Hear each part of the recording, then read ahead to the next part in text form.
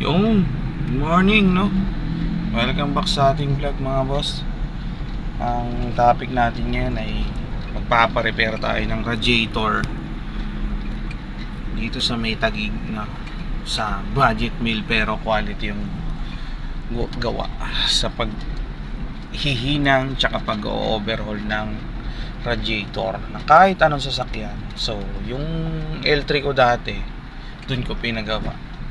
So, until now, 3 years na, wala pa ring leak. So, tara, samahan nyo ako.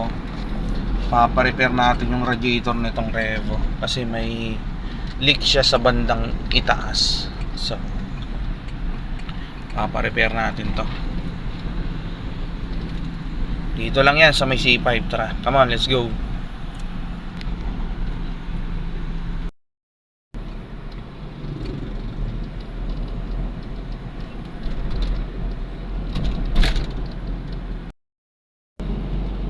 Yan, oh. Dito na tayo sa service road to sa C5 gawing north. Okay, yan. Ayan yan si Kuya. Yan.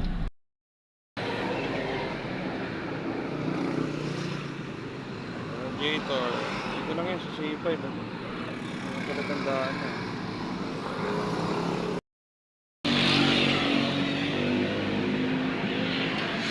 tatayo, magpapagawa kayo ng radiator. Yun, yung unang palang step na ginawa ni tatay, yan, iniinit niya muna yan, tapos nilinis niya muna yung area na may leak. So yan, kung makikita niyo, iniinitan niya para mawala yung original na hinang. So after nyan, pagkatapos niya linisan, nag-proceed na siya sa paghihinang nung area na may leak. So yan, nag-proceed na si tatay. So after niyang mahinang, lilinisin niya uli yan, tapos lilinisin niya na rin yung radiator, papalitan niya ng tubig. Yan. So sa akin kasi hindi ko pa pina-overhaul, pinahinang ko lang kasi bagong linis pa naman, may leak pa lang. And then after nyan, ililik test niya naman yan. So pupunuin niya ng tubig, tapos sahanginan niya ng sa compressor para lumabas yung tubig if ever na may leak pang natitira. So far so good naman. So ito na yung next step namin, no? Okay na yung radiator na hinangan na. Gagawin namin, ibabalik naman namin yung radiator nya. So yan, tinulungan ko na si tatay kasi nahihirapan siya gawa ng wala siyang kasama. By the way, 68 years old na pala si tatay, no?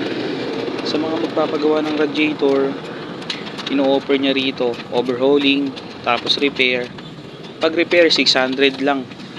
Tapos pag with repair, with kasamang with overhaul, 1.2 naman yun. So yan, tinulungan ko na si tatay dyan, magbaklas siya, magkabit ng radiator, no? Kasi nahihirapan siya, medyo mabigat din yung radiator ng Revo.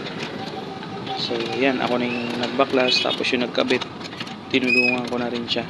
So yan, para sa mga magpapagawa around Taguig, dito lang si tatay sa may service road, papuntang gawing market, papuntang north sa may putol na tulay. Okay, yan lang yan sa may housing.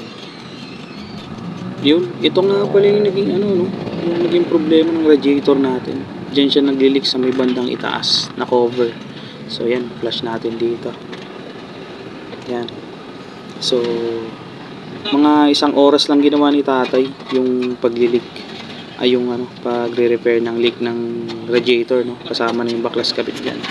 So sa mga magpapagawa, punta lang ako kay tatay, napaka-solid ng gumawa niyan. Hindi na talaga ikaw babalik. So yun lang mga paps, boss, maraming salamat. Drive safe sa ating lahat. Bye bye.